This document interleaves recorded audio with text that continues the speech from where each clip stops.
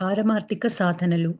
ఇలా సామాన్యమైన పారమార్థిక ఉపదేశాలను, సలహాలను అప్పుడప్పుడు ఇవ్వడంతో పాటు గురుదేవులు శ్రీ శారదామాతకు మంత్రోపదేశం చేసి, పారమార్థిక జీవితానికి పట్టుకొమ్మలైన జపం, ధ్యానం ఇత్యాదులలో శిక్షణ కూడా గరిపారు. ఆమె కామార్పూర్‌లో ఉంటున్నప్పుడు పూర్ణానందుడనే సన్యాసి ఆమెకు శక్తి మంత్రదీక్ష ఇచ్చాడు.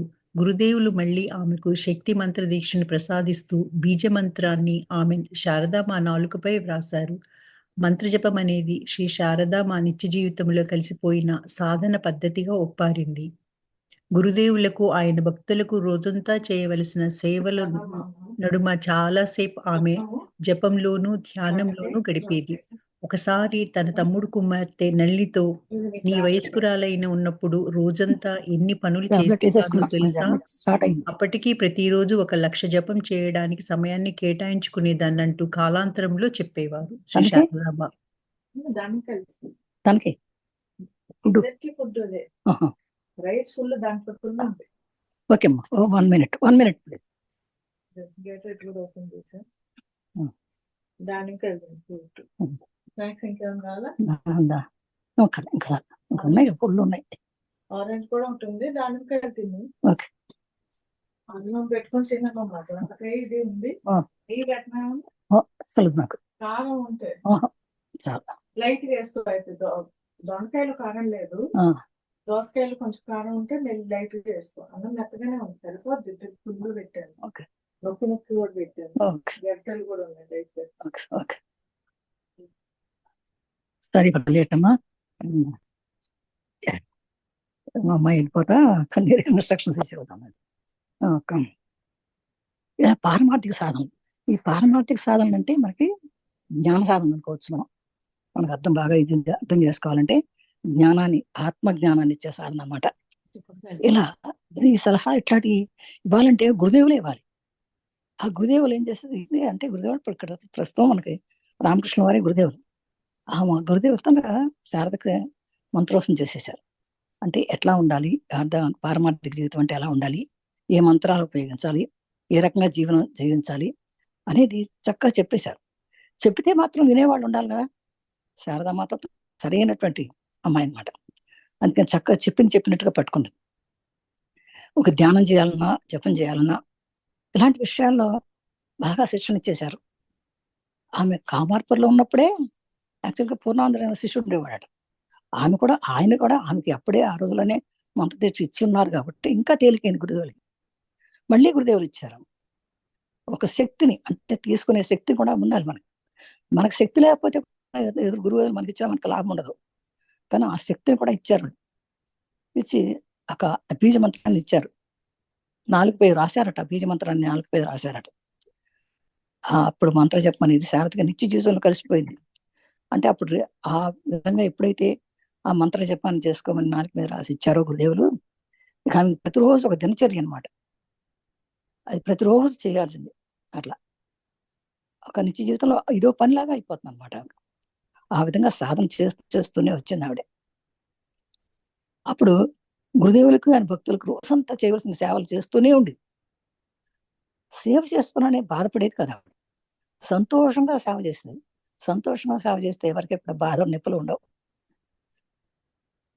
అందుకని ఆమె ఎప్పుడు నవ్వుతూనే ఉండేది. ఒకసారి తమ్ముడు కూతురు నళినితో ఉందట, "నీ వయస్కురాలు ఉన్నప్పుడు రోజంతా ఎన్ని పనులు చేసేదాన్ని తెలుసా? అప్పటికి ప్రతిరోజు 1,00,000 జపం చేయడానికి సమయాన్ని కేటాయించుకునేదాన్ని" అంటూ కాలాంతరంలో చెప్పేవారట.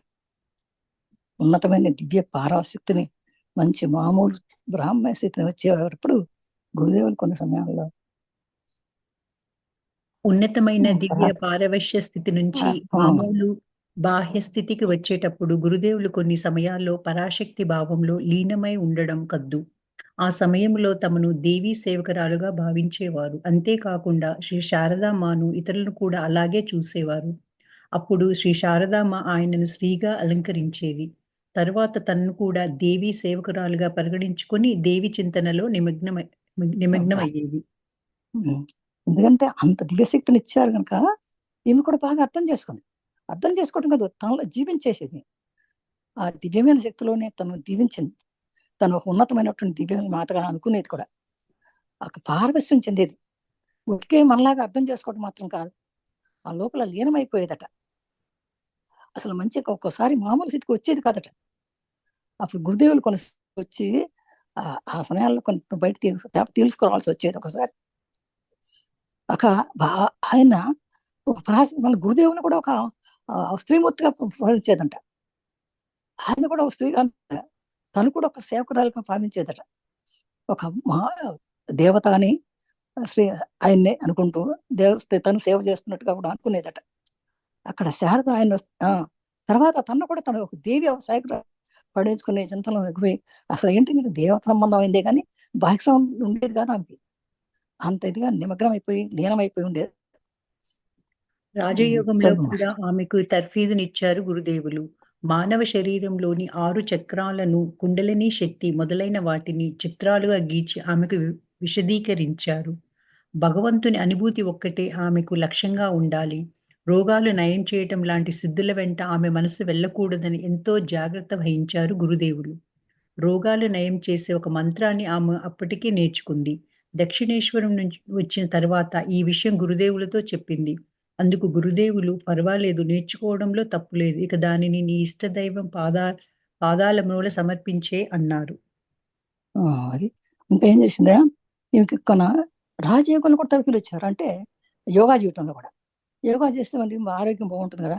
అందుకని మానవ దేహంలో ఉన్నటువంటి ఈ 6 చక్రాలు, మూలాధార, స్వాధిష్టాన, మణిపూరక, అనాహత, విశుద్ధి, ఆజ్ఞ అనేటువంటి 6 చక్రాలు ఉన్నాయి. ఈ చక్రాలను కూడా చెప్పారు. ఎలా కుండలిని శక్తిని మొత్తం చేసుకోవాలో, మన మూలాధారం నుంచి అలా పైకి చక్రాలు, ఒక చక్రం మీద ఒకటి, ఒక చక్రం తర్వాత ఒకటి, చక్రం తర్వాత అలా మనం ఏ విధంగా కుండలిని శక్తిని తీసుకొచ్చి సహస్రాలను నిలపాలో అనేది చాలా పెద్ద ప్రొసీజర్. ఆ ప్రొసీజర్ అంతా కూడా చిత్రాలు గీసి మరి ఆమెకు విశదీకరించారట. ఈ చక్రాలు, 6 చక్రాలు శరీరంలో ఉండే ఈ 6 చక్రాలని కూడా గీసి ఒక్కొక్క చక్రానికి ఒక ప్రత్యేకత ఉంది. ఆ ఒక్క చక్రం మన శరీరంలో ఎక్కడ ఉన్నాయో, ఏమేం చేస్తాయో, దాన్ని ఎలా దాటాలో, దానికి పెద్ద సైన్స్ అది. అదంతా కూడా ఆయన చెప్పారట. ఎందుకంటే అంత చెప్పి మన శారీరక శ్వాస మీద ధ్యాస పెడితేనే ఈ 6 చక్రాలు కుండలీకరణ అవుతుంది. లేకపోతే కుండలీకరణ కావాలంటే శ్వాస మీద ధ్యాస ఒక్కటే పద్ధతి అనమాట. తేలికైన పద్ధతి, సొలైన పద్ధతి అది. దాని ద్వారానే అందరూ కూడా కుండలీకరణ చేసుకుంటే, ఈ కుండలీకరణ సిద్ధి వస్తే మనకి రోగాలు రావు అసలు. అది ఆ రకంగా చేసుకునే భగవంతుని అనుభూతి ఒక్కటి మాత్రమే లక్ష్యంగా చేసుకుని ఈ విధంగా ఎప్పుడు చేసుకుంటాం మనకు రోగాలు రావున్నాం కదా. ఎదుటి వాళ్ళ రోగాలు కూడా ఏం చేయగలమంట.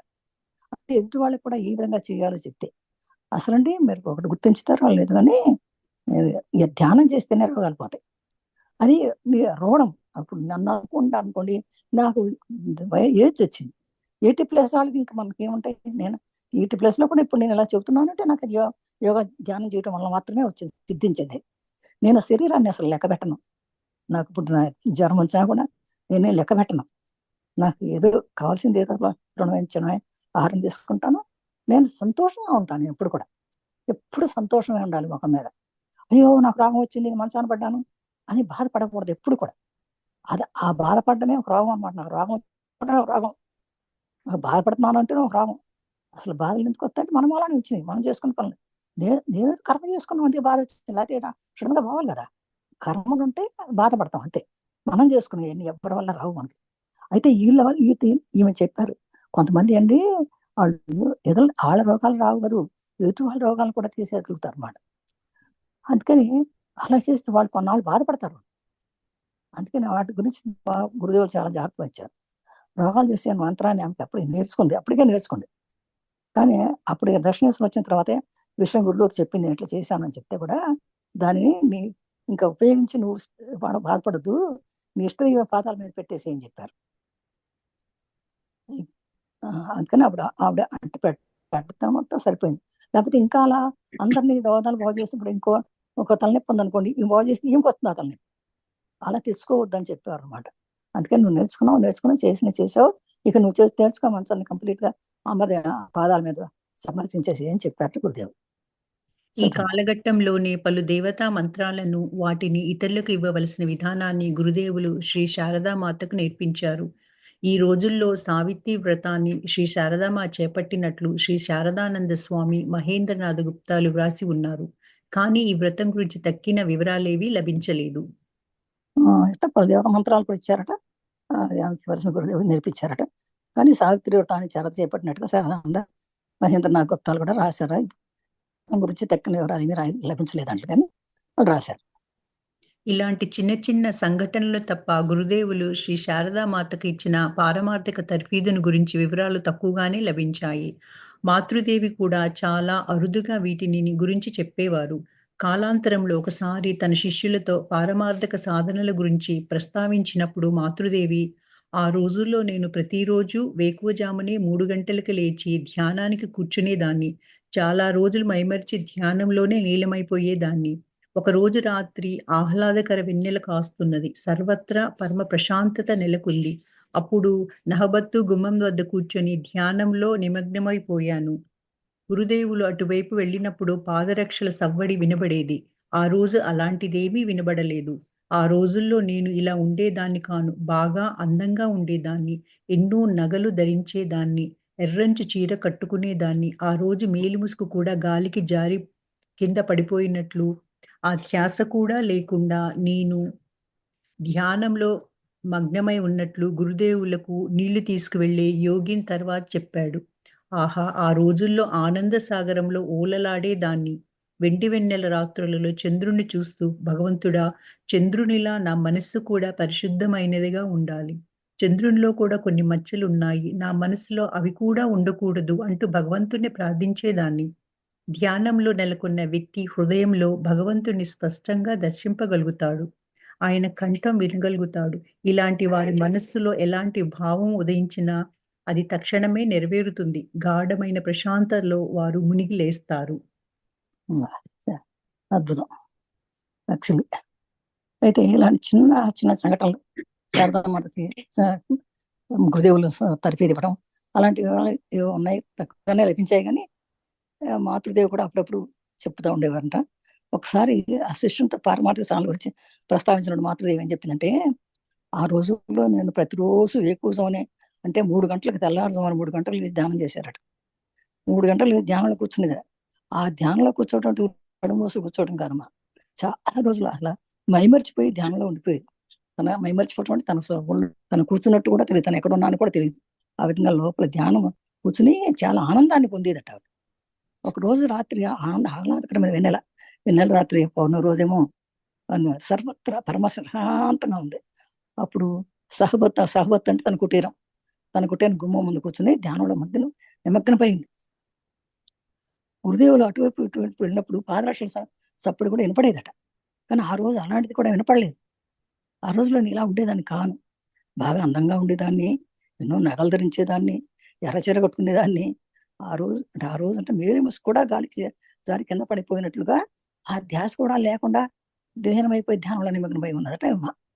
గురుదేవులకు నీళ్లు తీసుకుని వెళ్ళే యోగిని అంట. గురుదేవులకు నీళ్లు తీసుకెళ్తున్నా యోగిని. తర్వాత చెప్పిందట, అమ్మ నువ్వు రాత్రి అలా ఉన్నావు, నువ్వు మేలు ముసుగు జారి పడిపోయినా కూడా తెలియకుండా ఉన్నావు నువ్వు అని చెప్పిందట. అంత ఆనందసాగరంలో ఓలలాడేదాన్ని. వెన్నెల రాత్రుల్లో చంద్రుని చూస్తూ అనేదట, భగవంతుడా, చంద్రుడు నా మనసు కూడా పరిశుద్ధంగా ఉండాలి.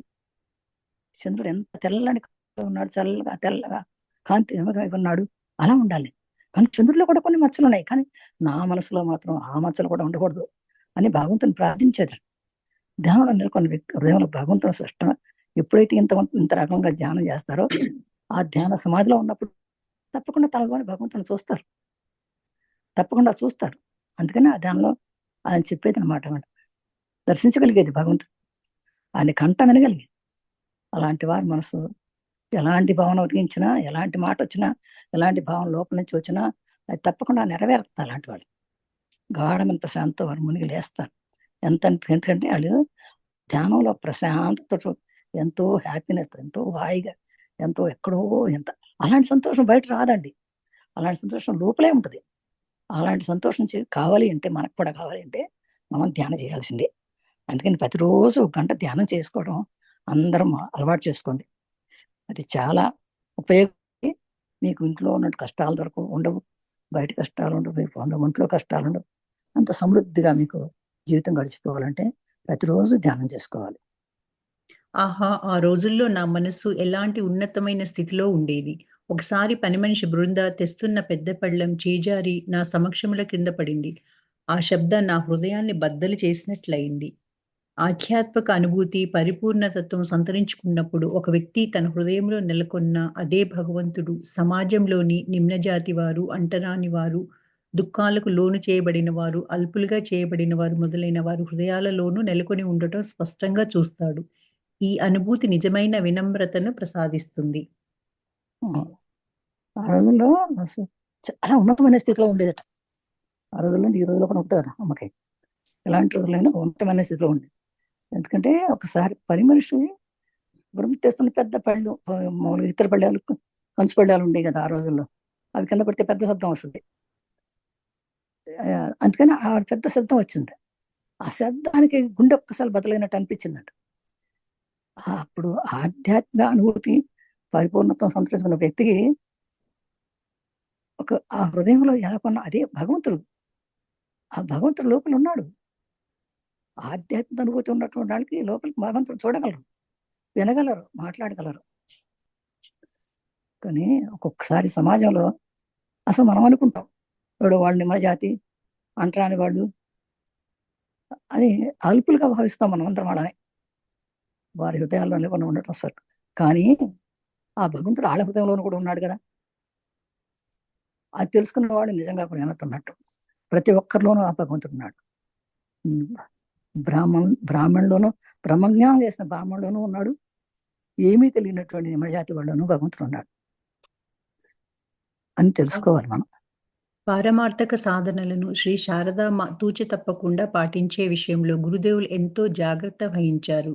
సామాన్యంగా ఉదయం మూడింటిని మేల్కొని కాలకృత్యాలు తీర్చుకొని జపం చేయడానికి కూర్చోవడం శ్రీ శారదామ్మ అలవాటు. ఎప్పుడైనా అలా చేయనప్పుడు అటువైపు వెళ్తున్న గురువులు మేలుకో మేలుకో అంటూ బిగ్గరగా అరుస్తూ నవవొత్తు తలుపులు గుండా లోనికి నీళ్లు పోసేవారట. ఎందుకంటే ఈ పారమార్థిక విషయంలో చాలా జాగ్రత్తగా ఉంటారు అన్నమాట వీళ్ళు. ఆ విషయంలో తప్పకుండా శారదామాత 3 గంటలకు లేవడం అలవాటే ఆమెకి. అది చూసి ఆయన బాగానే చేసుకుంటారులే అనుకునేవారట.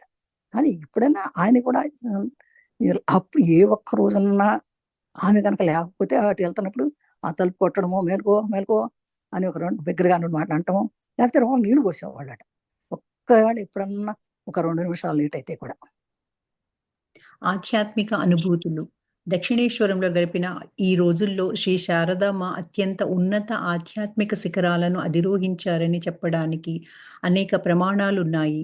ఆమె లజ్జా స్వరూపిణి. ఏ విషయంలోనూ తనను వ్యక్తం చేసుకోదు. అలాంటి వ్యక్తి ఆధ్యాత్మిక అనుభూతులను వెల్లడిస్తారని ఎలా ఆశించగలం? కానీ కొన్ని సమయాలలో ఆమె అతిక్రమించి అవి బయటకు వచ్చేవి. ఇందువల్లనే ఆమె ఉన్నత అనుభూతుల్లో ఏదో 1, 2 మాత్రమే లోకం తెలుసుకోగలిగింది. యోగిన్ మాతను చూసి ఒక సంఘటన గురించి ఇలా చెప్పింది. ఆధ్యాత్మిక అనుభవాలు ఏంటంటే, దక్షిణేశ్వరంలో వెళ్ళినప్పుడు, దక్షిణేశ్వరం అనగానే నాకు హృదయం తగ్గిస్తుంది. ఎందుకంటే నేను దక్షిణేశ్వరం చూసి వచ్చానని నేను కూడా కొంచెం అదృష్టవంతురాలని అనుకుంటాను ఇప్పుడు కూడా. ఆ రోజుల్లో శారద ఉన్నత ఆధ్యాత్మిక శిఖరాన్ని అధిరోహించింది. ఎందుకంటే ఎన్నో ప్రమాణాలు ఉన్నాయి. ఆమె ఎంతో లజ్జాస్వరూపం, కొంచెం సిగ్గుగా ఉండేదట. కానీ ఏ విషయంలోనూ తనను వ్యక్తం చేసుకునేది కాదు. నేను చేశాను అని ఎప్పుడు చెప్పేది కదా ఆవిడ. అది అలాంటి వ్యక్తి ఎలా వెళ్తారని మనం అనుకోం. చూసిన తర్వాత అందరూ కూడా ఆమెను చూసి, మనిషిని చూసి, ఆమె తీరును చూసి ఎవరు పెద్దవే విద్యావేత్తని కానీ ఇవి చాలా ఆధ్యాత్మికాలను కూడా అనుకోరు. ఎందుకంటే ఆమె చాలా సింపుల్గా ఉంటుంది. మామూలు మనుషులుకుంటే సంపన్నంగా ఉంటుంది. ఇది ఎప్పుడు ఒక తెల్ల చీర అలాంటిది, ఒక కాటన్ చీర మాత్రం కట్టుకునేది ఆవిడ. చాలా సింపుల్గా ఉండేది. అందుకని ఆమెని చాలా మంది ఎక్కువ గుర్తించలేదు. ఉన్నత అనుభూతులు ఏదో 1, 2 మాత్రమే లోకం తెలుసుకుందని లోకం తెలుసుకోలేకపోయింది ఆమె. యోగిన్ మాతాను చూసిన ఒక సంఘటన గురించి ఇలా చెప్పింది. ఒక ఆవిడ ఎవరో చెప్పారు అట్లా ఆ మాతృదేవుని గురించి. అందుకని చాలా తక్కువ తెలుసు మనకు ఆమె గురించి.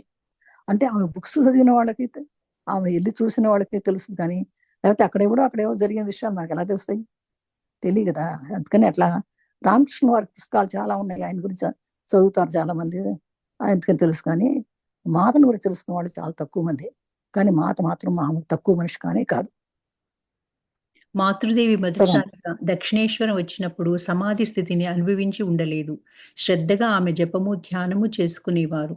అయినా సమాధిలో నిమగ్నమైనట్లు విన్నదీ లేదు. మారుగా ఆమె గురుదేవులతో ఒకే గదిలో నివసించిన రోజుల్లో వారి సమాధి స్థితులను చూసి భయభరితురాలవ్వడం మాకు తెలుసు. నేను ఆమెకు పరిచయం అయిన తరువాత ఒకరోజు నాతో, యోగిన్, నువ్వు నాకు ఒక సాయం చేసి పెట్టాలి. నాకు సమాధి స్థితిని అనుగ్రహించమని గురుదేవులకు విన్నవిస్తావా? ఆయన చుట్టూ భక్త బృందం సదా ఉంటూనే ఉంది. అందువల్ల ఆ విషయం ఆయనతో అసలు మాట్లాడలేకపోతున్నానని అన్నారు.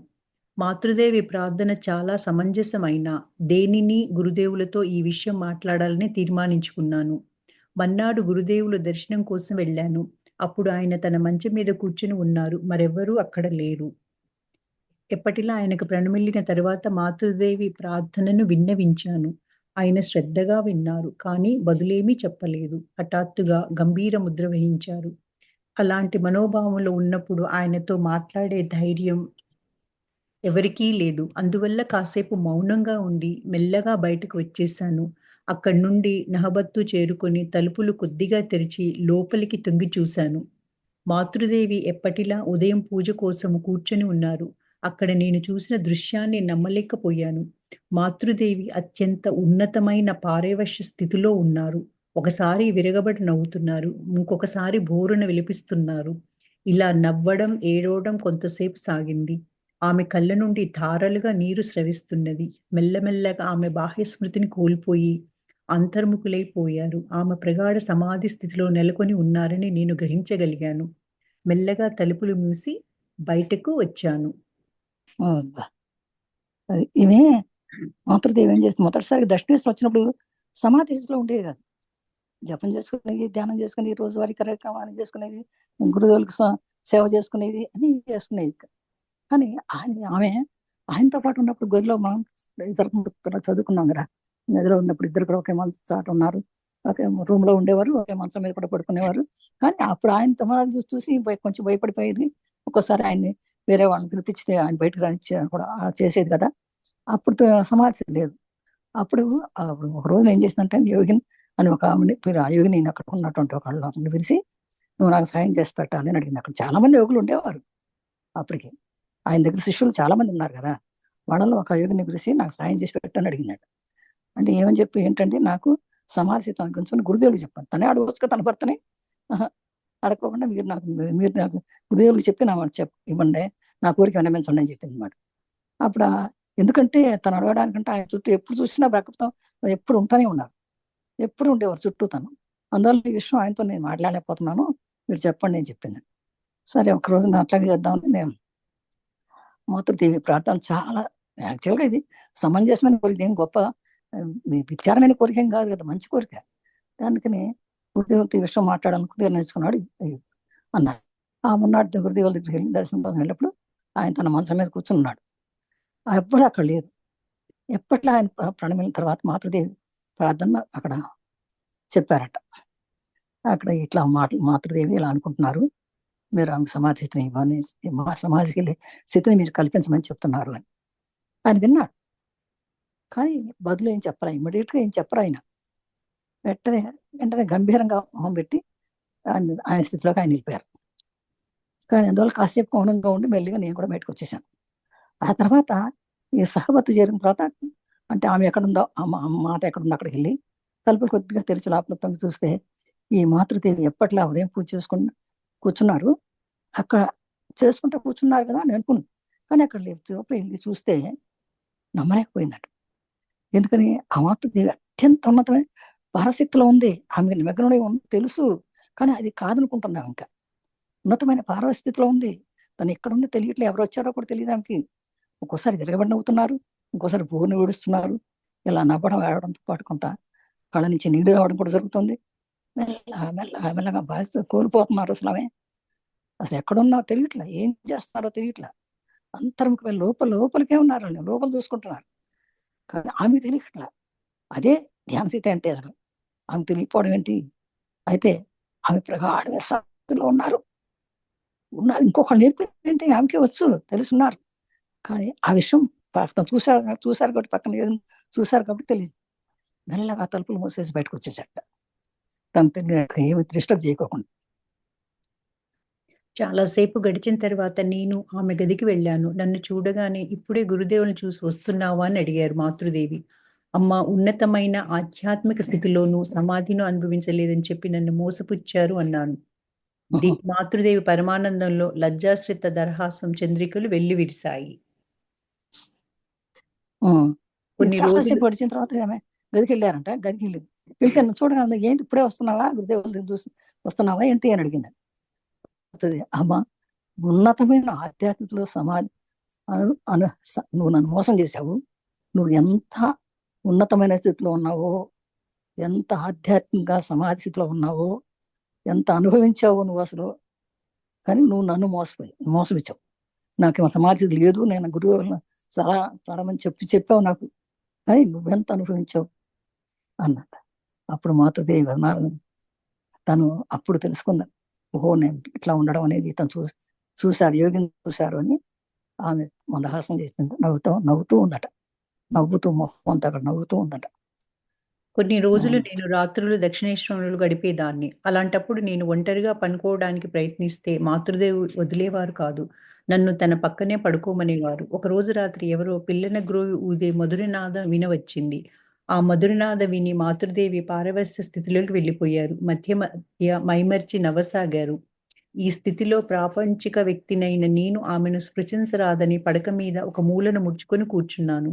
మాతృదేవికి మళ్ళీ బాహ్య స్పృహ కలగడానికి చాలా సేపు పట్టింది. కొన్ని రోజుల తర్వాత రాత్రులు దక్షిణేశ్వరంలో ఉన్నప్పుడు గడిపాడు. ఇప్పుడు ఒంటరిగా పడుకోవడానికి ప్రయత్నిస్తే ఊరుకునేది కాదట ఈ మాతృదేవి. ఎందుకు నా రూమ్లోనే పడుకోనేది, తన పక్కనే పడుకోనేదట. అలా ఉన్నప్పుడు ఒకరోజు ఆమె పడుకుంది. ఎవరో పిల్లని గ్రోవి సౌండ్ వచ్చింది. ఆ పిల్లని గ్రోవి సౌండ్ అంటే కృష్ణ గుర్తొచ్చుంటాడు. వెంటనే లేసేసి కూర్చుని అది వింటూ ఆ మధురనాథం ఎక్కడి నుంచి వస్తుందా అని వింటూ కూర్చుని ఆ పారవశ్యంలో ఉండిపోయేది. ఆ కృష్ణయ్య పక్కన చుట్టూ గోపికలు ఉన్నట్టుగా, బృందావనంలో ఉన్నట్టుగా అవన్నీ గుర్తు తెచ్చుకుని పారవశ్యంలో అక్కడ వెళ్ళిపోయేది, బృందావనంలోకి వెళ్ళిపోయినట్టు అనిపోయేది అన్నమాట. మైమరిచిపోయి ఆ పాటలు వింటూ నవ్వేది. ఇక అసలు ఎక్కడున్నానో తెలియదు. ఇక అలాంటప్పుడు ఈమె సృష్టించి అమ్మ ఇక్కడ అమ్మ అని పిలుద్దామంటే పడగ స్థితిలో లేదు ఆమె. ఒక మూలను పడుకుని కూర్చున్నాడు, మూలను ముడుచుకుని కూర్చున్నాడు. మాతృదేవికి మళ్ళీ బాహ్యస్థితి కలగడానికి చాలా సేపటికి కానీ బాహ్యస్థితి రాలేదట. చదవండి. గురుదేవుల నిర్యాణాంతరం శారదకు ఇలాంటి సమాధి స్థితులు పదే పదే కలగసాగాయి. ఈ విషయంలో ముందుగా వివరంగా చూద్దాం. ఇక్కడ ఒక నిజాన్ని మనం జ్ఞాపకం ఉంచుకోవాలి. ఉన్నతమైన ఆధ్యాత్మిక జీవిత పర్యవసానంగా పరవశ స్థితులు, దివ్య దృశ్యాలు అన్యమవ్వడం నిజమే. కానీ అవి దొరికినప్పుడు మాత్రమే ఆధ్యాత్మిక పరంగా ఉన్నతుడని మనం పరిగణించకూడదు. సాధకుని స్వభావానికి తగినట్లు కొందరికి ఇవి సిద్ధించవచ్చు, కొందరికి ఇవి కలుగక కూడా పోవచ్చు. కానీ యథార్థమైన ఆధ్యాత్మిక ఉన్నతి సారం వారి ఆంతరిక జీవితం పూర్తిగా మారిపోయి ఉన్నతమైన చైతన్య స్థితులను చేరుకోవడమే. అనుభవపూర్వకమైన వచనాలు దీనిని స్పష్టం చేస్తున్నాయి. ఒకతనికి భగవంతుని అనుభూతి కలిగితే ఏం లభిస్తుంది? ఆ వ్యక్తికి 2 కొమ్ములు మొలుస్తాయా ఏమిటి? లేదు. అతడి మనస్సును పరిశుద్ధమవుతుంది. పవిత్రమైన మనస్సు ద్వారా జ్ఞానం సిద్ధిస్తుంది.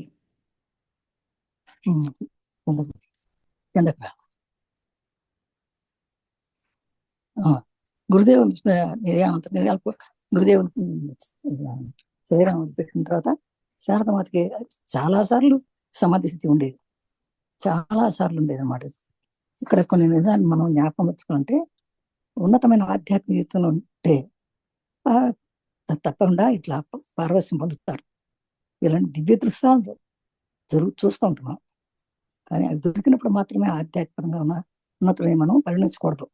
అంటే అలా ఉన్నప్పుడేనే ఆధ్యాత్మిక సాధకుల స్వభావాన్ని తగినట్టు కొందరికి ఇవి సిద్ధించవచ్చు, కొందరికి సిద్ధించకపోవచ్చు. కానీ సిద్ధించలేదని చెప్పి వాడు ఆధ్యాత్మిక లేరు అనుకోవడానికి వీల్లేదు. కానీ యథార్థమైన యథార్థమైన ఉన్నత స్థానమే. అందుకని ఆంతరంగ జీవితం అంతా కూడా మారిపోతుంది కంప్లీట్గా. ఆధ్యాత్మికత ఉన్నాడు, ఆంతరంగ జీవితం పూర్తిగా మారిపోతుంది. ఉన్నతమైన చైతన్యం చేరుకోవడానికి అనుభవపూర్వకమైనటువంటి వచనాలు వాటిని అంటే వాళ్ళు ఏం చెప్తే అది అవుతుంది, వాళ్ళు ఏమంటారో అది తెలిసిపోతుంది, వాళ్ళ భవిష్యత్తును తెలుసుకోగలుగుతారు, ముందు ఏం జరుగుతుందో తెలుసుకుంటారు. జరిగిపోయిన దాని గురించి మాట్లాడరు వాళ్ళు. ఒక అతనికి భగవంతుని అనుభూతి కలిగితే ఏం లభిస్తుంది? రెండు కోలు మొలుస్తాయి ఏంటి అంటుంటారు కొంతమంది. ఏంటి అతను భగవంతుడు చూస్తే ఏమిటి అంటుంటారు. ఆ చూసిన వాడికి తెలుస్తుంది అనుభూతి ఏంటో. కొమ్ములు ఎంత మొలుస్తాయి? ఆ భగవంతుని ఎవరో భగవంతుని చూసి భగవంతుతో మాట్లాడిన వాడికి తెలుస్తుంది అనుభూతి ఏంటో. అదే మనసు నిజంగా అలాంటి స్థితి జరిగితే అతను పరిశుద్ధం అవుతాడు. అంటే మరణాలు లేనటువంటి వాడికి కనపడతాడు భగవంతుడు. ఆ పవిత్రమైన మనస్సు ఉన్న వాడికి జ్ఞానం జరుగుతుంది. ఆ పవిత్రమైన మనసు ఉన్న వాడికి సంశయాలు, భయాలు ఉండవు. అలా పవిత్రత కోసం ఎంతో అద్భుతమైన ధ్యానాన్ని చేసుకుని ఆధ్యాత్మిక స్థితికి ఎదగాలి ప్రతి మనిషి కూడా. ఓకే. గృహస్థ జీవిత తర్ఫీదు. ఆధ్యాత్మిక పరమైన తర్ఫీదుతో పాటు నిత్య జీవితంలో అనుసరించవలసిన విషయాలను కూడా గురుదేవులు శ్రీ శారదామాతకు బోధించారు. వారొసగిన 1, 2 ఉపదేశాలు చెప్తే ఈ సత్యం బోధపడుతుంది. గృహస్థ జీవితంలోని అతి మామూలు విషయాలు కూడా ఆయన తృణీకరించలేదు. ఏ వస్తువైనా ఉపయోగించిన తర్వాత ఆలక్ష్యంగా అటు ఇటు పడేయకూడదు. దానికంటూ నిర్దేశింపబడిన చోటనే ఉంచాలి. అప్పుడప్పుడు మనం వాడుకునే వస్తువులను మన చేతులకు సులభంగా అందేలా దగ్గర ఉంచుకోవాలి. ఎప్పుడో ఒకసారి పనికొచ్చే వస్తువులను దూరంగా ఉంచవచ్చు. ఒక చోట నుండి ఒక వస్తువు తీస్తే మళ్ళీ ఆ వస్తువును అదే చోట ఉంచాలి. ఇలా చేసినట్లయితే చీకటిలో కూడా తడుముకోకుండా ఆ వస్తువును అందుకోగలం. గృహస్థ జీవన సరిఫీదు కూడా ఇచ్చేదండి అమ్మ. ఏంటంటే ఆధ్యాత్మికమైన తరఫీదుతో పాటు నిత్య జీవితంలో అనుసరించాల్సిన విషయాలు కూడా చాలా అవసరం. ఆయన కూడా గురుదేవులు బోధించారు శారదామాతకి. కొన్ని 1, 2 ఎగ్జాంపుల్స్ చెప్తున్నారు ఇక్కడ. గృహ జీవితంలో అతి మామూలు విషయాలు కూడా ఆయన తృణీకరించలేదు. అయ్యి చిన్నదే కదా ఈ విషయం ఇంట్లో ఆమె చెప్పేది అన్నట్టు అనుకోలే. ప్రతి చిన్న విషయం కూడా చెప్పేవారు. అదేంటంటే ఏ వస్తువునే ఉపయోగించడం ఆలోచన అక్కడే పెట్టాలి. మనం కూడా చూడండి, వస్తువు తీసేసి మళ్ళీ పెడితే ఎత్తుక్కోవాల్సి వస్తుంది. కానీ ఏ వస్తువు ఎక్కడ ఉండాలి అక్కడే ఉంచితే మనకి ఈజీగా తెలిసిపోతుంది కదా. అదే అట్లా మనం వాడుకోవాల్సింది సులభంగా చేతికి ఉంచుకోవాలి. సరే ఎప్పుడో ఒకసారి పనికి వచ్చే వస్తువులు దూరంగా ఉంచాలి. రోజు ఉండే వస్తువులు ఒక చోటు నుంచి వస్తే మళ్ళీ అక్కడ ఆ వస్తువుని అక్కడే పెడితే మనకి ఎంత ఈజీగా ఉంటుంది కదా మనం తీసుకోవడానికి కూడా. మనం రోజు అలాగే పెట్టుకుంటాం అనుకోండి. అలా ఒక్కోసారి ఒక్కొక్క వస్తువుని అక్కడ పెట్టుకొని ఇక్కడి నుంచి పెట్టేది అక్కడ పెట్టుకుంటే మనం తడుముకోవాలి, మరి ఎత్తుక్కోవాలి, టైం పడుతుంది. అది కూడా ఆయన చెప్పేవారంట. ప్రయాణ సమయాల్లో పడవలలోనో, బండిలోనో ఎక్కేటప్పుడు ముందుగా ఎక్కాలి. దిగేటప్పుడు చివరిగా దిగాలి. అప్పుడే సామాన్లన్నీ సరిగ్గా ఎక్కించామా, దింపామా అనే విషయాలన్నిటిని గమనించటం సాధ్యమవుతుంది. గృహస్థ జీవితంలోనైనా, సమాజ జీవితంలోనైనా మన విజయ రహస్యం మన చేతిలోనే ఉంది. మనం మన చుట్టుపక్కల ఉంటున్న వారిలో ఎలాంటి సంబంధాలు ఉంచుకున్నాం, ఎలా మెలుగుతున్నాం అనే విషయంలోనే ఉంది. ప్రతి వ్యక్తి మనోభావం, చోటు, కాలం, పరిస్థితి, గుణం, ఆచార వ్యవహారాలు ఇవన్నింటిని అనుసరించి నడుచుకోవడంలోనే ఉంది. స్థూల దృష్టిలో అందరూ ఎముకలు, కండరాలు గల మనుషులే. కానీ ప్రతి ఒక్కరూ మనస్సు పూర్తిగా భిన్నం. అందువల్ల స్నేహితులు ఎంచుకునేటప్పుడు వారితో పాటు మెలిగే విషయాలలోనూ ఎంతో జాగ్రత్త పడాలి. కొందరితో గాఢంగా కలిసిమెలిసి ఉండవచ్చు. మరికొందరిని చూసినప్పుడు ఏమిటి, క్షేమమేనా అని అడగటంతోనే సరిపెట్టుకోవాలి. మరికొందరితో అంత మాత్రం కూడా మంచిది కాదు. ప్రయాణ సమయంలో మనందరూ కూడా మనకు అలవాటైనదే. ప్రయాణ సమయంలో పడవలు ఎక్కిన, బండిలో ఎక్కిన, ప్లేట్లు ఎక్కిన, ఎక్కడ ఎక్కినా ముందుగా దిగేటప్పుడు ముందుగా ఎక్కడికి దిగేటప్పుడు చివరిగా దిగాలట, ఇక్కడ ముందుకు ఎక్కాలట. అంటే ఈ సామాన్లన్నీ కూడా జాగ్రత్తగా ఉన్నాయి లేవా అని చూసుకోవడానికి. అలాగే గృహ జీవితంలో కూడా సమాజ జీవితంలోనే మనం మన విజయ రహస్యం మన చేతిలోనే ఉంటుంది. మనం జాగ్రత్తగా అంటాం కదా, less luggage more happy journey అని. అట్లాగే అవన్నీ మనం చిన్న చిన్న చిట్కాలు మనకే తెలుసు. అవన్నీ ఎందుకంటే మన చేతిలోనే ఉంది. మనం సుఖంగా వెళ్ళాలి అంటే ఎలా వెళ్ళాలి మనకి అని కూడా మనమే తెలుసుకుని వెళ్తాం. మన చుట్టుపక్కల ఉంటున్న వారితో కూడా ఇలాంటి సంబంధాలు ఉంచుకున్నాం, ఎలా మెలుగుతున్నాం అనే విషయం కూడా మనకు ఉంటుంది. ప్రతి వ్యక్తి మనసులో చోటు, కాలం, రసి, గుణం, ఆచార వ్యవహారాలు అన్ని ప్రతి వ్యక్తి మనోభావం ఇవన్నీ కూడా అనుసరించి నడుచుకుంటాం. స్థూల సృష్టిలో అందరికీ మనం అందరం ఒకటే. అందరికీ 2 కాళ్ళు ఉంటాయి, అందరికీ ఒక తలకాయ ఉంటుంది.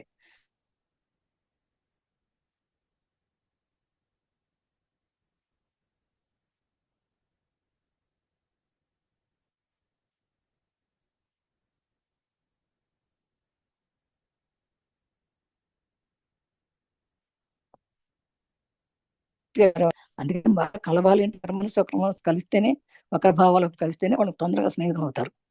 కలవకపోతే దూరం వెళ్ళిపోతారు. బాగా అలా జాగ్రత్త పడుతూ జాగ్రత్తగా ఉండాలి ఎప్పటికప్పుడు జీవితంలో. గాఢంగా కలిసిమెలిసి ఉండవచ్చు. ఇప్పుడు బాగా కలిసిపోతే నా భావాలు నీ భావాలు కలిసిపోను, గాఢంగా కలిసిపోయి ప్రతిరోజు మాట్లాడుకుంటాం, కలుసుకుంటాం. మంచి మీరు చెప్పేది మంచి, నేను చెప్పేది మీరు వింటూ ఎంతో ఒకళ్ళొకళ్ళు క్షేమాలు అడుక్కుంటూ ఉంటాం. ఒక్కోసారి కొంతమంది బాగున్నావా, నీ పిల్లలు బాగున్నారా, నీ పిల్లలు పెళ్ళి చాలా క్వశ్చన్లు వేస్తారు. కొంతమంది బాగున్నారా, ఓకే అంతే అని సరిపెట్టుకోను. అంత ఎంత తక్కువ మాట్లాడితే అంత మంచిది. అందుకని మంచి మాటలు మాట్లాడాలి, తక్కువ మాటలు మాట్లాడాలి. తన సహచరుని గురించి ఆత్మహత్య జీవితానికి ఆదర్శప్రాయంగా ఉండాలని ఆ గురుదేవుడు ఎలాంటి ఉత్కృష్టమైన తరఫీదు ఇచ్చారు కదా. కానీ ఈమె ఎప్పటికీ ఎంత బాగుండాలి, తన గృహస్థ జీవితాన్ని ఆధ్యాత్మిక జీవితాన్ని కూడా ఆదర్శప్రాయంగా ఉండాలి. ఆదర్శప్రాయంగా అంటే అందరికీ ఎగ్జాంపుల్గా ఉండాలి అని ఆ గురుదేవులకి చాలా ఉత్కృష్టమైనటువంటి, చాలా పర్ఫెక్ట్ అయినటువంటి ట్రైనింగ్ ఇచ్చారు. అది మనం రోజు చూస్తాం అనమాట. ఇదంతా ఆమె జీవితం అంతా ఆమెకి గురుదేవులు ఇచ్చినటువంటి జీవితం ఇదంతా. ఆమె చాలా వచ్చినప్పుడు అంతా చాలా ఆమె చిన్నపిల్లలాగా ఉండేది. కానీ గురుదేవులు ఆమె గొప్ప తరఫీదు ఇవ్వడం వల్ల ఆధ్యాత్మికంగాను అన్ని రకాల్లోనూ ఆవిడ చాలా అభివృద్ధి చెందిందంటే అది ఆయన ఇచ్చినటువంటి తరఫీదు అని చెప్తున్నారు అనమాట. సేవా సాధన గురుదేవుల సిగిన. ఇది మాతృదేవి జీవితంలో ఒక నూతన అధ్యాయం. ఆమె అవతార కార్యంలో మొదటి సోపానమని కూడా చెప్పవచ్చు. ఇతరులకు సేవ చేయడం అనే సేవా ధర్మానికి ఒక కొత్త రూపాన్ని ప్రసాదించి సేవనే సాధనగా లోకానికి అందించిన వ్యక్తి భగవాన్ శ్రీరామకృష్ణులు. కాలానుగుణ సాధనలు, ఇతరులను ప్రేమించడం, సేవ చేయడం లాంటివి మనిషిగా పుట్టిన ప్రతి ఒక్కరి కర్తవ్యం. ఈ సేవా ధర్మాన్ని ప్రతిఫలాన్ని ఆశించకుండా భగవంతుని కోసం చేసినప్పుడు అది ఒక ఆధ్యాత్మిక సాధనంగా రూపుదిద్దుకుంటుంది. ఒకరోజు పారవశ్య స్థితిలో ఉన్నప్పుడు ప్రాణుల పట్ల దయ వహించవలసి చెప్పవచ్చిన వారు, దయ చూడడానికి నువ్వెవరివి, నువ్వు ఒక క్షుద్రమైన పురుగువు, ప్రాణులందరినీ భగవంతునిగా భావించి సేవ చేయన్నారు. అప్పుడు అక్కడున్న నరేంద్రుడు, ఈ రోజు నేను ఒక కొత్త పాఠం నేర్చుకున్నాను. భగవంతుని కృప ఉంటే దీనిని ఒక రోజు లోకమంతా ఎగిరిపడేటట్లు చేస్తానన్నాడు. దీనిని ఆయన కర్మయోగం, అనుష్ఠాన వేదాంతం అంటూ పలు రీతులలో లోకానికి అందించాడు. గురుదేవులు ఒకసారి సేవా సాధన అయిన దానికి అసలు సేవా సాధన ఎలా చేస్తారు, ఇది మాతృదేవి జీవితంలో పెద్ద నూతన అధ్యాయం. అంటే మాతృదేవికి మొట్టమొదటిగా ఇలా చాలా చెప్పారు ఆయన. ఆ రకంగానే ఈమె మాతృదేవి మారిపోయింది. మాతగా మారిపోవడం అంటే సామాన్యమైన విషయం కాదు. ఆమె అవతార కార్యంలో మొదటి సోపానం అని కూడా చెప్పొచ్చేది. సీతలకు సేవ చేయటం అనే సేవాధర్మాన్ని కొత్త రూపం ప్రసాదించేది. దాన్నే సేవ అంటారు. నువ్వు చేసుకుంటే కాదు, నీ ఇంట్లో పిల్లలకి నీ భర్తకి చేసుకునే సేవ కాదు. ఒక సేవ అంటే మొదట అసలు మనం చెప్పాలి, నీకెవరో తెలియకుండా ఇతరులకు సేవ చేయటమే సేవాధర్మం అంటారు. దాన్ని ఒక సేవగా భావిస్తారు.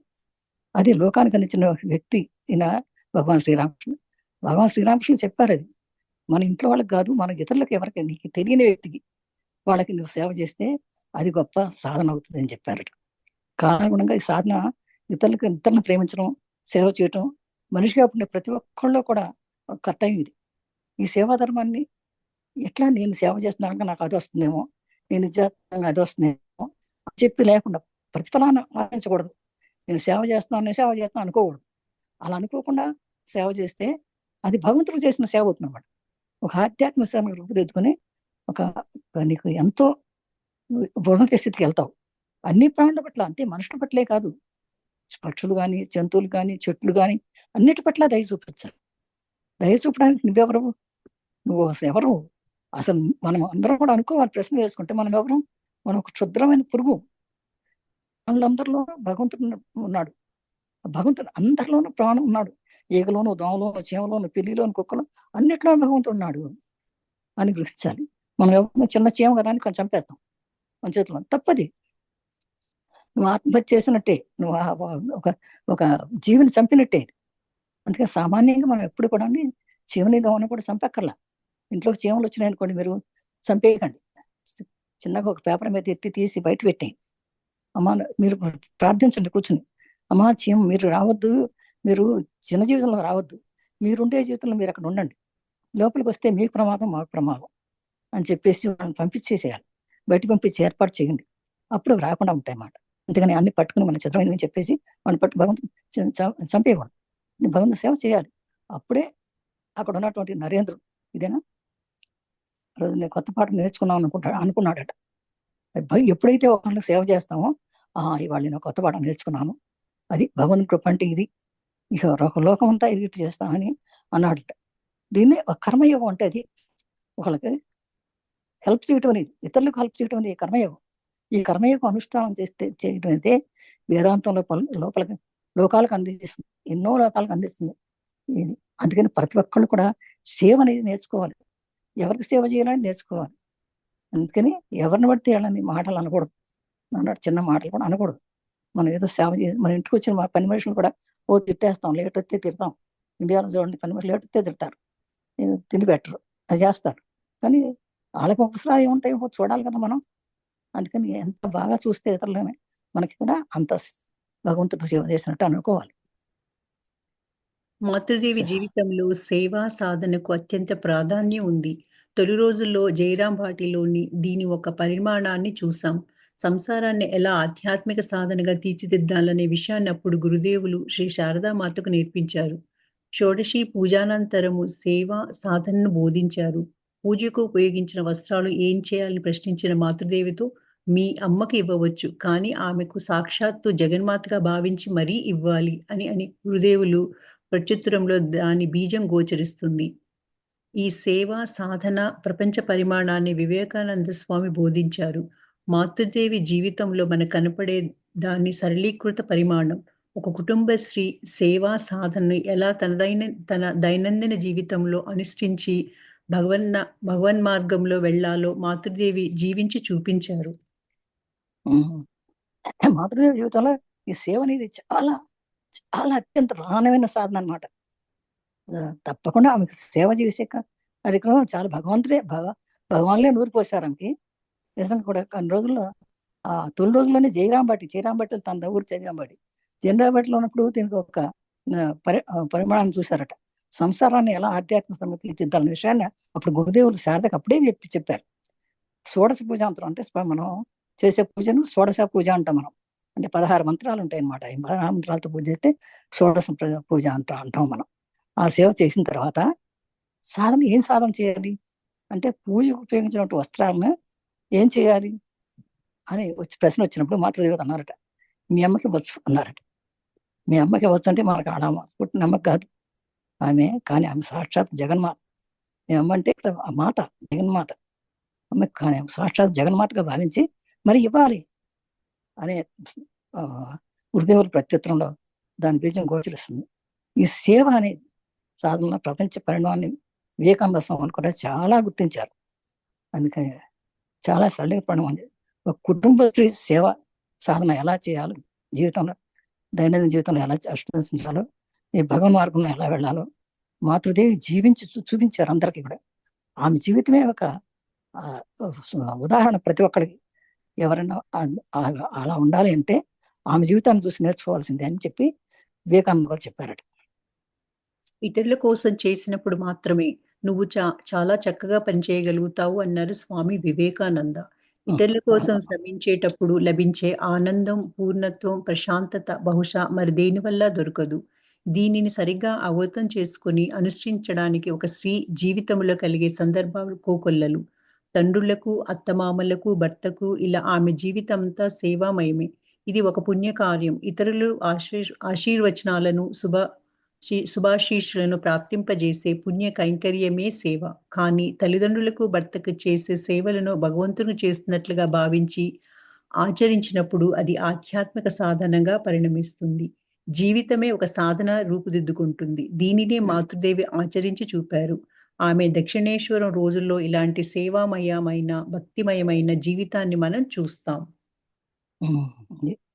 ఇప్పుడు సేవ చేయటం అంటే ఇతరులకు సేవ చేసినప్పుడే మాత్రమే, ఇతరుల కోసం చేసినప్పుడు మాత్రమే నువ్వు చాలా చక్కగా పనిచేయగలుగుతావు అన్నారు స్వామి వివేకానంద. అది ఇతరుల కోసం శ్రమించేటప్పుడు లభించే ఆనందం, పూర్ణత్వం, ప్రశాంత ఊసి మరి దేని వల్ల కూడా దొరకదంట. దాన్ని సరిగ్గా అర్థం చేసుకోవాలి మనం. సరిగ్గా అర్థం చేసుకుని అనుష్ఠించితే ఒక స్త్రీ జీవితంలో కలిగే సందర్భాలు చాలా ఉన్నాయి. అంటే ఒక స్త్రీ ఒక పురుషుడి కంటే కూడా స్త్రీ జీవితం బాగుంటుంది. తల్లిదండ్రులకు సేవ చేయొచ్చు, అత్తమామలకు సేవ చేయొచ్చు, ఇంకా ఇంట్లో భర్తకు సేవ చేయొచ్చు, పిల్లలకు సేవ చేయొచ్చు. కానీ అట్లా ఈ సేవ చేసేటప్పుడు జీవితం అంతా ఇతరులకి ఎవరు కనపడితే వాళ్ళకి, పక్కింటి వాళ్ళకి కూడా చేయొచ్చు. ఆ విధంగా జీవితం అంతా అట్లా సేవ చేస్తుంటే ఆ సేవ అనేది ఒక పుణ్యకార్యం అవుతుంది. పుణ్యకార్యం కాదు అది, నువ్వు చేసే సేవ భగవంతుడికి వెళ్తుంది. వాళ్ళు అంతా ఆశీర్వదిస్తారు, నీకు ఎప్పుడు శుభాశీస్సులు ఉంటాయి అని. పుణ్య కైంకర్యమే కానీ తల్లిదండ్రులకు భర్తకు చేసే సేవలుగా నువ్వు ఎప్పుడు భగవంతుడు చేస్తున్నావు అనుకో, ఇది నాకు ఇది ఇచ్చారు, ఈ సేవ చేయాల్సినటువంటి నా అవసరాన్ని నాకు ఇచ్చారు, ఇది గిఫ్ట్, ఈ భగవంతుడు ఇచ్చిన గిఫ్ట్ అనుకోవాలి మనం. అందుకని అబ్బాయి వీళ్ళు ఎప్పుడు చేస్తారని అయినా ఇలా రోజు నాకు చేయాల్సి వస్తుంది, సేవ చేయాల్సి వస్తుంది అనుకుంటే నువ్వు చేసిన ఫలం ఏమీ ఉండదు, కొంచెం కూడా ఉండదు. కొంతమంది అనుకుంటారు అబ్బాయి ఇన్ని ఏళ్ళ నుంచి చేస్తాను, 10 ఏళ్ళ నుంచి చేస్తాను, మా అత్తగారు మనసులో ఉందంట, 11, 20 ఏళ్ళ నుంచి చేస్తామా ఇట్లా అని అంటుంటారు. అది చాలా తప్పండి. ఎందుకంటే మన భగవంతుడు ఇచ్చినటువంటి జన్మను మనం ఏం చేస్తాం, ఆత్మహత్య చేసుకోవడం మహాపాపం అది. అండ్ అందుకని సేవ చేసే కార్యం వచ్చింది కనుక నీకు సేవ చేయాలి అని భగవంతుడు ఇచ్చాడని అనుకుని భగవంతుడికే సేవ చేస్తున్నాను అనుకుని ఆనందంతో చేస్తే అది గొప్ప ఆధ్యాత్మిక సాధన అవుతుంది. ఆ విధంగా అలాంటి జీవితాన్ని సాధన చేసుకున్నటువంటి ఈ మాతృదేవి ఈ శారదామాత, ఈమె ఆచరించి చూపించారు. ఆమె దక్షిణేశ్వరంలో అలాంటి కాదు, ఆమె ఎక్కడున్నా కూడా అలాంటివి చేశారు. ఆమె జీవితం అంతా కూడా ఉదాహరణ ప్రతి ఒక్కరికి కూడా అనుభవపూర్వకం. ఆమె జీవితం అంతా కూడా ఆమె జీవితాన్ని చూసినటువంటి వాడికి అదొక అపూర్వమైనటువంటి అనుభవం కలుగుతుంది అని చెప్పి చెప్తున్నారు వివేకానంద వారు కూడా. నహబత్తులు మధ్య మధ్యలో జయరాం బాటికి వెళ్లి కొంతకాలం అక్కడ బస చేసింది. పోగా దక్షిణేశ్వరంలో శ్రీ శారదామాతకు సుమారు 13 ఏళ్లు నివసించింది. ఆమె నహబత్తులో నివసించింది. నహబత్తు అంటే వాద్య మండపం. ఆ రోజుల్లో ధ్వని పరికరాలు లేనందున ఈ మంటపం మేడ మీద కూర్చొని ఆలయ వాద్య బృందాలు ఉదయం సాయంత్రం సంగీత వాద్యాలు వాయించేవారు. దక్షిణేశ్వర ఆలయానికి దక్షిణ ఉత్తరాభిముఖంగా 2 నహబత్తులుంటాయి. మాతృదేవి నివసించింది ఉత్తరపు నహబత్తులో. చిత్రాలలో చూస్తే ఒక భవనంలాగా కనిపించే ఈ కట్టడం నిజానికి ఎంతో చిన్నది. షడ్భుజాకారంలో నిర్మితమైన ఈ భవనం ఒక్కొక్క భుజము సుమారు 3 అడుగుల వెడల్పు, గోడల మధ్య గరిష్ట దూరం సుమారు 8 అడుగులు, మొత్తం విస్తీర్ణం 50 చదరపు అడుగుల కంటే తక్కువ. చుట్టూ సుమారు 4 అడుగుల వెడల్పైన వసార గురుదేవుల గదికి ఉత్తరాభిముఖంగా పంచవటిలో వెళ్లే దారిలో సుమారు 75 అడుగుల దూరంలో నెలకొని ఉంది ఈ నహబత్తు. ఈ గదికి ఒకే ఒక తలుపు. దక్షిణాభిముఖంగా ఉండే తలుపును తెరిస్తే గురుదేవుల గది కనిపిస్తుంది. ఆయనకు గదికి ఉత్తరాభిముఖంగా ఉండే తలుపు తెరిస్తే అక్కడ జరిగేవన్నీ నహబత్తు నుండి చూడవచ్చు. నహబత్తుకు చుట్టూ ఉన్న వెలుపలి ప్రసారాలలో తూర్పున మేడపైకి వెళ్ళడానికి మెట్లున్నాయి. ఈ మెట్ల కింద భాగమే మాతృదేవి వంటగది. మేడపైన గురుదేవుల తల్లి నివసిస్తుంది. దిగువన మాతృదేవి ఉంటారు. సహబత్తులు అంటే మధ్య మధ్యలో జయరాం బట్టికి వెళ్ళి కొంతకాలం అక్కడ బస చేసి వస్తుండేదట. తర్వాత దక్షిణేశ్వరంలో శారద సుమారు 13 ఏళ్ళు నివసించిందట. ఆమె సహబత్తులో వసించింది. ఆ సహబత్ అంటే వాద్య మండపం అంట. నేను కుటీరం ఏదో అనుకున్నా ఎప్పుడు. సహబత్తు అంటే అది వాద్య మండపం అంట, అంటే మ్యూజికల్ శాల అన్నమాట. ఆ రోజుల్లో ధ్వని పరికరాలు, సంగీత పరికరాలని లేనందున ఆ మండపం మీద కూర్చుని ఆయన ఆలయ వాద్య బృందాలని ఉదయం సాయంకాలం కూడా సంగీత వాద్యాలు వాయించేవారట. దక్షిణేశ్వరానికి దక్షిణ ఉత్తరాభిముఖంలో 2 సహబత్తులు ఉన్నాయట. అందు మాతృదేవి వసిస్తుంది. ఒక ఉత్తరపు సరిహద్దులో ఉన్న చిత్రాల్లో చూస్తే ఒక భవనం లాగా కనిపించేదట. ఆ కట్టడానికి చిత్రానికి ఎంతో చిన్నది, షడ్భుజాకారంలో నిర్మితమైన ఈ భవనకు ఒక్కో భుజం సుమారు 3 అడుగుల వెడల్పు, గోడల మధ్య గరిష్ట రూపంలో సుమారు 8 అడుగులు, మొత్తం విస్తీర్ణం 50 చదరపు కంటే తక్కువే. చుట్టూ సుమారు 4 అడుగుల వెడల్పైన వసార గురుదేవుడి గదికి ఉత్తరాభిముఖంగా పంచవటికి వెళ్ళే దారిలో ఉండేదట. సుమారు 75 అడుగుల దూరంలో నెలకొని ఉంది ఈ సహబత్తు.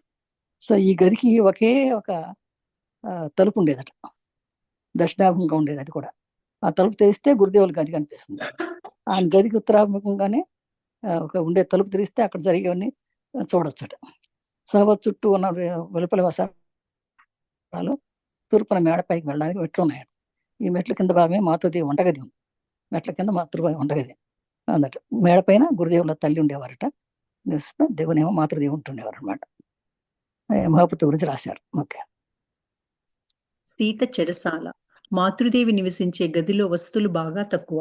ఆ గదిలో కాళ్ళు బాగా చాచి పడుకోవడం కూడా కష్టమే. ఇది చాలదన్నట్లు బియ్యం, పప్పు బస్తాలు, కూరగాయల మూటలు అన్నీ అక్కడే నిల్వ చేసేవారు. ఇంకా గురుదేవుల కోసం ఆహారం ఉంచిన కడవలున్న ఉట్టిపై నుండి వేలాడుతూ ఉంటాయి. మాతృదేవి ఏకాంత జీవితం కోసం వసారా చుట్టూ మనిషి ఎత్తుకు తడికలు కట్టి ఉంచారు. అందువల్ల సూర్యరశ్మి లోపలికి రాదు. ఆ రోజులను గురించి మాతృదేవి అలా అనేవారు. ఓహో! నహబత్తులలో ఉంటూ గురుదేవులకు సేవ చేసిన రోజులలో అక్కడ పడ్డ కష్టాలను మాటలలో వర్ణించలేను. వంట, భోజనం, నిద్ర అంటూ నా ప్రపంచమంతా దాని లోపలే. అనేక రోజులు ఏకాంత వాసమే. ఏదో కొన్ని రోజులు గోల, గౌరి అంటూ ఎవరైనా వచ్చేవారు. గదిలోని వాకిలి తక్కువ ఎత్తులో ఉన్నందువల్ల అది నా తలకు అప్పుడప్పుడు తగిలేది. ఒకరోజు గట్టిగా తగిలి వ్రణమైపోయింది. కానీ అయ్యా. రోజులు గడిచే కొద్దీ అలవాటైపోయింది. తలుపులు దగ్గర రాగానే దానంతట అదే వంగిపోయేది. కలకత్తా నుండి సంపన్నులైన స్త్రీలు పలువురు నన్ను చూడడానికి వచ్చేవారు. భారీ శరీరాలు గలవారు ఆ గదిలోపలికి రాలేరు. అందువల్ల తలుపు పట్టుకొని లోపలే తొంగి చూసి, ఆహా! మన మనిషి ఎంత చిన్న గదిలో ఉంటుంది. సీత చెరసాల వాసంలా ఉండింది అనేవారు. నిజమే. నహబత్తులలో ఉంటూ అత్యంత శ్రమతో కూడిన పని ఏమిటో తెలుసా?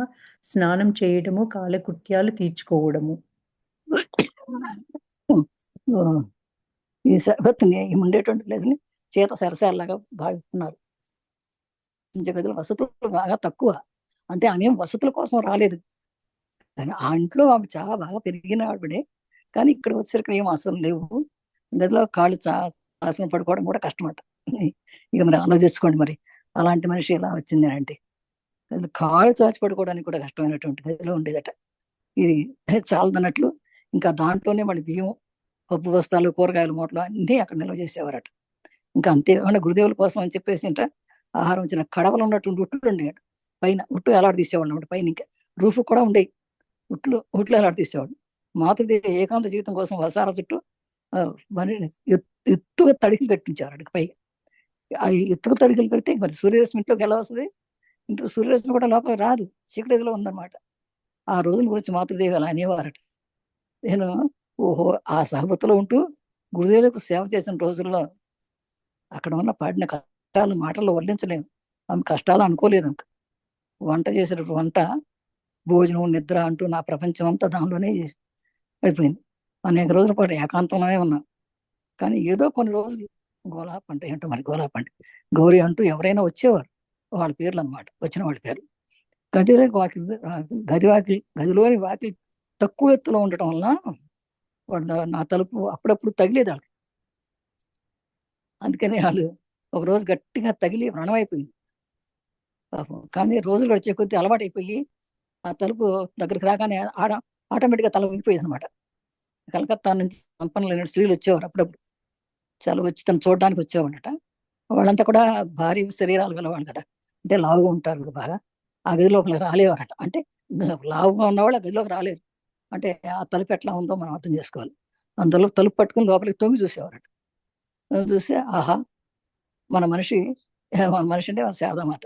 ఎంత చిన్న గదిలో ఉన్నారబ్బా! ఇదంతా చేత సరసాల్లా ఉంది అన్నారు. చేత సరసాల వాసనలో ఉన్నట్టుగా ఉందే అనుకునేవాళ్ళట. సహవత్తులో అంట అత్యంత శ్రమతో కూడిన పని ఏమిటో తెలుసా? అది స్నానం చేయడం అంటే కష్టం. కాలకృత్యాలు తీర్చుకోవడం చాలా కష్టంగా ఉండేదట. ఆ చిన్న గదిలో మరి ఎలా ఉండేదో మాట. అతి వేకువనే స్నానం చేసి గదిలోపలికి వెళ్ళిపోయానంటే నేను బయటికి రావడమే అరుదు. ఆ రోజుల్లో నాకు చాలా పొడవైన జడ ఉండేది. మధ్యాహ్నం జనసంచారం లేని సమయంలో శిరోజాలను వాకిలి వద్ద కూర్చొని ఆరబెట్టుకునేదాన్ని. ఒకరోజు వేకువ కాకమునుపే చీకటిలో మాతృదేవి స్నానానికి గంగా నదికి వెళ్ళినప్పుడు మెట్ల మీద పడి ఉన్న ఒక ముసలి మీద పాదం మోపబోయింది. కానీ అదృష్టవశాత్తు అడుగుల సవ్వడి విని ముసలి నీళ్ళలోకి వెళ్ళిపోయింది. ఆ తర్వాత లాంతరు పుచ్చుకొని స్నానానికి వెళ్ళాలని గురుదేవులు ఆమెకు చెప్పారు.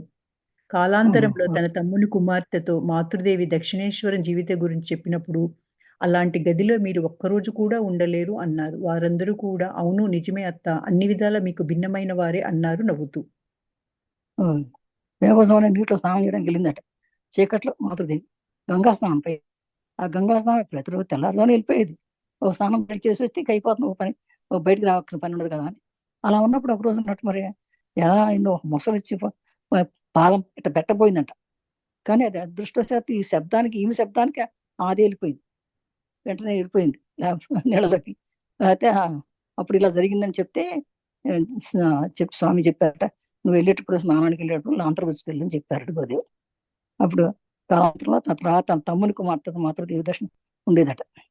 అలాంటప్పుడు ఆ గదిలో వెళ్ళినప్పుడు అన్నాడు, అబ్బో మీరు ఒక్కరోజు కూడా ఉండలేరా అన్న వీళ్ళ వాళ్ళందరూ అయితే మేమైతే ఎక్కువ రోజు ఉండలేము, అవునత్త నిజమే అత్త అని అన్ని విధాలా మీకు భిన్నంగా ఉంది, భిన్నమైన వారమే మేమంతా కూడా అని చెప్పి అందరూ నవ్వుకున్నారట.